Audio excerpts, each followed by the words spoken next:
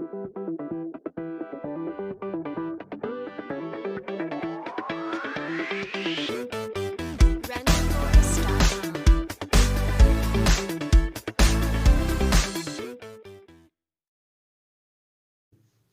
Morning all of you, मैं सुरेश कुमार आप लोगों का स्वागत करता हूं मेरे यूट्यूब चैनल पे।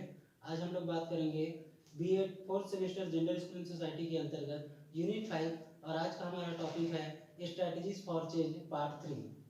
इसके अंतर्गत हम लोग आज बात करेंगे राज्य सरकार और केंद्र सरकार के द्वारा चलाई जाने वाली लड़कियों की शिक्षा से संबंधित विभिन्न योजनाओं के बारे में।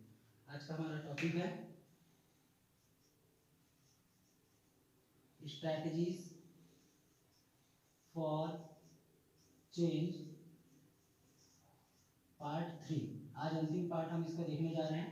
इसके अंतर्गत हम लोग बात करेंगे, या इससे पहले हम लोग बात कर चुके हैं विभिन्न प्रकार के व्यूह रचनाओं पे, जिसके अंतर्गत हमने देखा था अंतर्राष्ट्रीय और राष्ट्रीय स्तर पे। आज हम उसको राज्य स्तर पर लेकर आते हैं और बात करेंगे आज हम लोग, क्योंकि हम छत्तीसगढ़ राज्य में निवास करते हैं, इसलिए हम लोग देखेंगे कि छत्तीसगढ़ राज्य सरकार ने ऐसे कौन कौन से स्कीम लागू किए हैं या लाए हैं शिक्षा विभाग में, जिससे लड़कियों की शिक्षा में काफ़ी सकारात्मक प्रभाव पड़ा है। इसके अंतर्गत हम लोग सबसे पहले यहाँ पे स्कीम की बात करते हैं, वो है निःशुल्क पाठ्य पुस्तक योजना।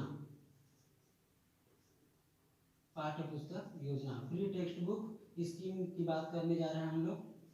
तो निःशुल्क पाठ्य पुस्तक योजना के अंतर्गत यहाँ पे हम बात करते हैं तो कक्षा पहली से लेकर 8वीं तक, है ना, कक्षा पहली से लेकर 8वीं तक जो है सभी स्टूडेंट्स को, चाहे वो छात्र हो या छात्राएं हो, उनको फ्री में टेक्स्ट बुक मुहैया कराया जाता है राज्य सरकार द्वारा।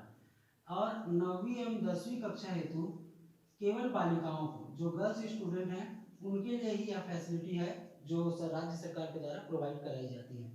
निःशुल्क पाठ्य पुस्तक योजना के अंतर्गत या इससे रिलेटेड जितना हम लोग यहाँ बात करेंगे, ये UGC NET, C TET, CG TET और टीचर एग्जाम के लिए बहुत ही इंपॉर्टेंट है, क्योंकि यहाँ से क्वेश्चन 100% पूछे ही जाते हैं। जिसके अंतर्गत आपको यहाँ पे पूछ सकता है कि निःशुल्क पाठ्य पुस्तक योजना जो है कक्षा 1 से 8 तक जो है किसके लिए है, केवल छात्रों के लिए है, केवल छात्राओं के लिए है, दोनों के लिए है, या इनमें से किसी के लिए नहीं है। इस तरीके से वो ऑप्शन यहाँ पे दे सकता है। आपको ध्यान रखना है कक्षा 1 से कक्षा 8 के लिए सभी विद्यार्थियों के लिए, 9वीं 10वीं में केवल बालिका जो छात्रा हैं उनके लिए वो स्कीम यहाँ पे लागू होता है। दूसरा चीज हम लोग यहाँ बात करते हैं निःशुल्क गणवेश,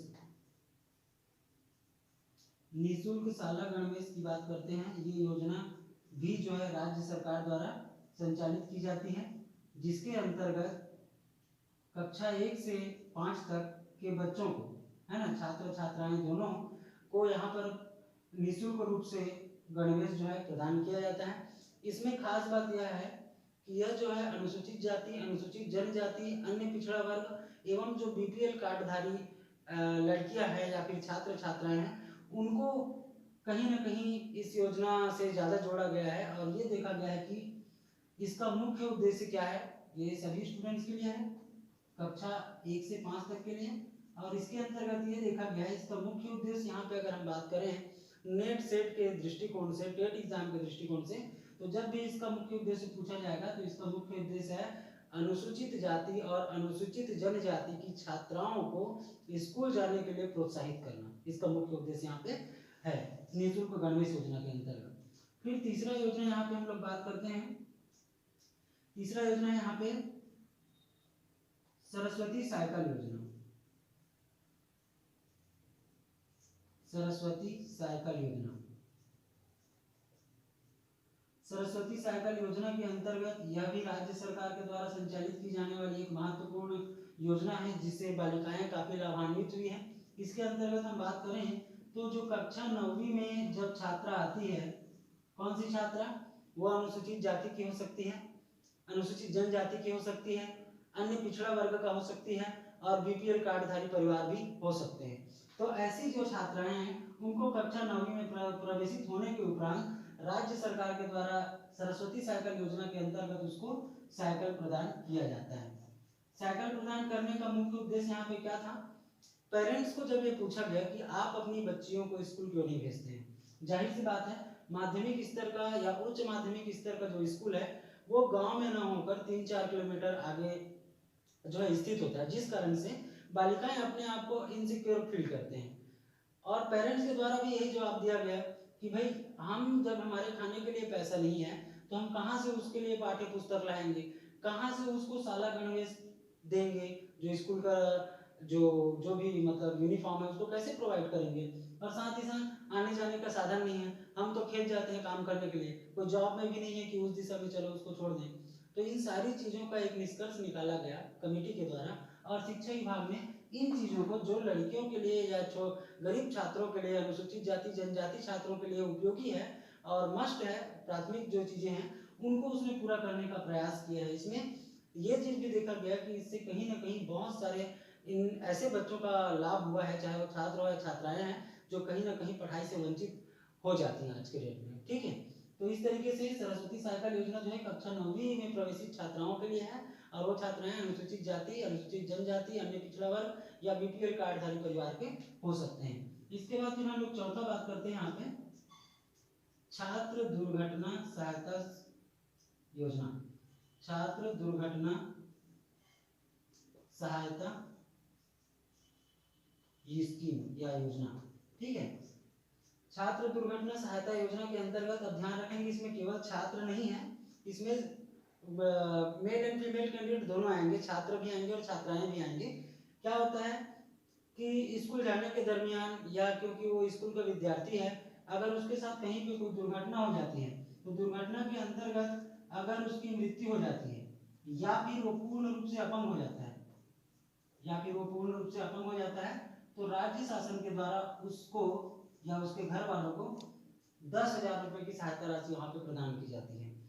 दूसरे कंडीशन में अगर हम बात करें, अगर आंशिक रूप से वो अपंग है, मतलब कि दुर्घटना हुआ जिसमें उसको पूर्ण अपंगता नहीं हुआ बल्कि वो आंशिक रूप से अपंग हो गया, मतलब एक हाथ पैर का काम ना करना, हाथ का काम ना करना, या अन्य किसी प्रकार का गंभीर चोट जिससे पूर्ण अपंग नहीं हुआ बट वो अपंग है, तो इस कंडीशन में वहां पे राज्य सरकार के द्वारा 5,000 की सहायता राशि उसके परिवार वालों को या उसको प्रदान की जाती है।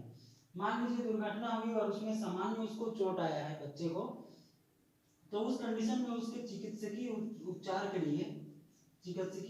के लिए राज्य शासन के द्वारा 500 रुपए की राशि जो है उनको प्रदान की जाती है। छत्तीसगढ़ राज्य के द्वारा संचालित होने वाली विभिन्न प्रकार की योजनाओं के बारे में हमने अभी बात किया। अब इसके बाद हम लोग बात करते हैं कि केंद्र सरकार की ऐसी कौन कौन सी योजनाएं हैं जिससे छात्र और छात्राएं जो है शिक्षा विभाग में लाभान्वित हो रही हैं। अब हम लोग बात करेंगे केंद्र सरकार के द्वारा संचालित होने वाले शिक्षा से संबंधित विभिन्न योजनाओं के बारे में जिससे छात्राएं लाभान्वित हो रही हैं। उसके अंतर्गत सर्वप्रथम योजना हम बात करें तो वो है मध्याह्न भोजन योजना। मध्याह्न भोजन योजना, इसको हम शॉर्ट में MDM भी बोलते हैं, मिड डे मील स्कीम। इसके अंतर्गत हम लोग बात करते हैं, इसका जो मध्याह्न भोजन वाला स्वरूप है वो अभी को कालांतर में ही उसको किया गया है, लेकिन इसका पूर्व में जो नाम था वो है राष्ट्रीय पोषाहार सहायता योजना। इस नाम से ये योजना जो है 15 अगस्त 1995 से लागू हुआ है, जिसके तहत जो है छात्र छात्राओं को पोषाहार या माध्यमिक स्तर पर उनको भोजन के रूप में प्रदान किया जाता था लंच के समय।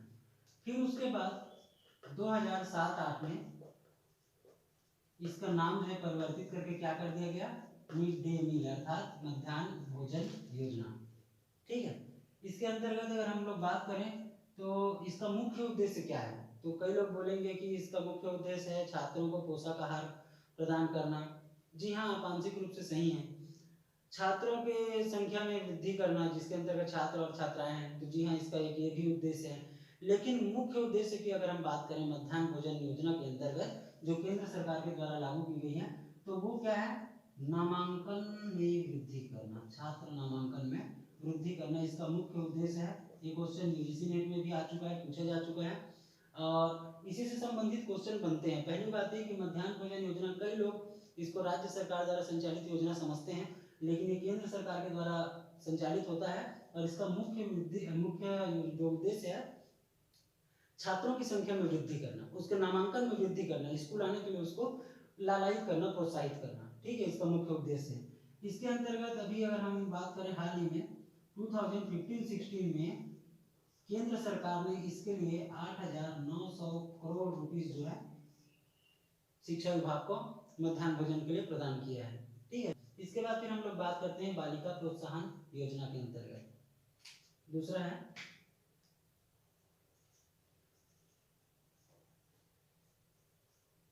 बालिका प्रोत्साहन योजना। बालिका प्रोत्साहन योजना भी केंद्र सरकार के द्वारा संचालित की जाने वाली योजनाओं में से एक है, जिसका सीधा सीधा फायदा जो है बालिकाओं को मिलता है। इसमें कौन सी बालिकाएं हैं ऐसे, या कौन से ऐसे स्टूडेंट हैं, गर्ल्स स्टूडेंट, जिनको फायदा मिलेगा? तो इसके अंतर्गत अनुसूचित जाति, अनुसूचित जनजाति, अन्य पिछड़ा वर्ग एवं जो बीपीएल कार्डधारी परिवार की बालिकाएं हैं, और साथ ही साथ कस्तूरबा गांधी जो आवासीय विद्यालय है उसमें जितनी छात्राएं पढ़ती हैं उन सब के लिए ये स्कीम जो है लगाई गई है, जिसके अंतर्गत उनको 18 वर्ष की अवधि पूर्ण होने पर, जब वो 18 वर्ष की हो जाएंगी या कहा जाए 12वीं पास हो जाएंगी, तो उनको एक मुश्त राशि 3,000 रुपये छात्रवृत्ति के रूप में उसको प्रदान किया जाएगा केंद्र सरकार के द्वारा। ठीक है, इसके बाद फिर हम लोग अगली योजना के बारे में बात करते हैं। तीसरा हम लोग यहाँ बात करते हैं राष्ट्रीय साधन सह प्रावीण्य छात्रवृत्ति। ठीक है, राष्ट्रीय साधन सह प्रावीण्य छात्रवृत्ति, इसके अंतर्गत ये भी केंद्र सरकार के द्वारा संचालित योजनाओं में से एक है। और इसके अंतर्गत जो है समस्त वो बालिकाएं आती हैं जो कस्तूरबा गांधी विद्यालय से संबंधित हैं, अनुसूचित जाति जनजाति से संबंधित है, पिछड़ा वर्ग से संबंधित है। और इसके लिए एक पेपर होता है जिसको कौन ऑर्गेनाइज करता है? एससीईआरटी करता है, state council of educational research and training जो संस्थान है वो इसको कंडक्ट कराता है एग्जाम को। और इस एग्जाम में कौन भाग लेते हैं? तो 8वीं कक्षा में कौन से मान्यता प्राप्त विद्यालय के जो 8वीं कक्षा की छात्राएं हैं वो इस परीक्षा में शामिल हो सकती हैं। और उसके लिए कैटेगरी है, जैसे कि जनरल को इसमें 55% मिनिमम मार्क्स चाहिए, और बाकी जो SC ST OBC and others जो बात करते हैं हम, तो उनको 50% मार्क्स यहाँ पे मस्ट है, तब कहीं जाके वो पेपर दे पाएगी और वो ये छात्रवृत्ति का लाभ उठा पाएंगे। ठीक है, इसके बाद फिर हम लोग बात करते हैं चौथा कस्तूरबा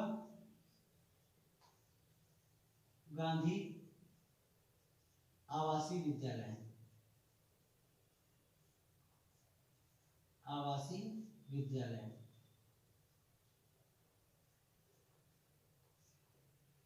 ठीक है, कस्तूरबा गांधी आवासीय विद्यालय ये भी पूर्णतः केंद्र सरकार के द्वारा संचालित की जाने वाली योजनाएं हैं।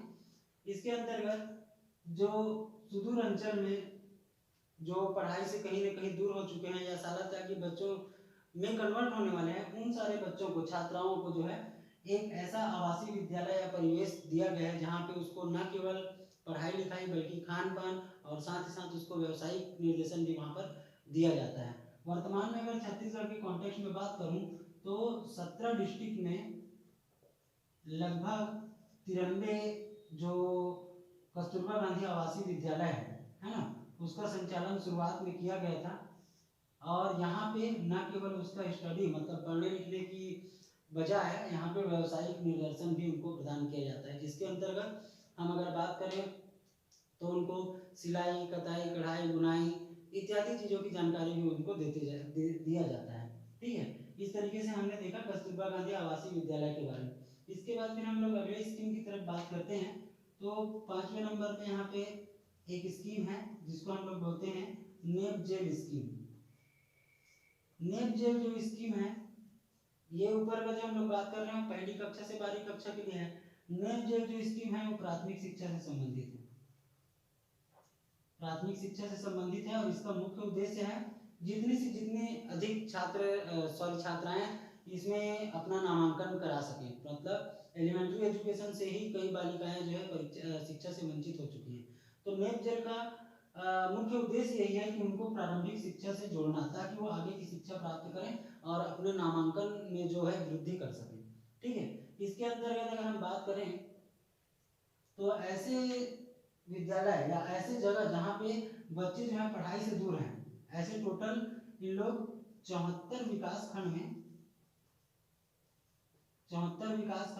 1401, ध्यान रखिएगा, 74 विकास खंड में 1401 आदर्श सहेली या आदर्श संकुल सहेली विद्यालय की इन्होंने नींव रखी, जिसके अंतर्गत प्राथमिक शिक्षा जो है वहाँ पे दिया जाता था। यह है हमारा क्या, नेपजेल योजना।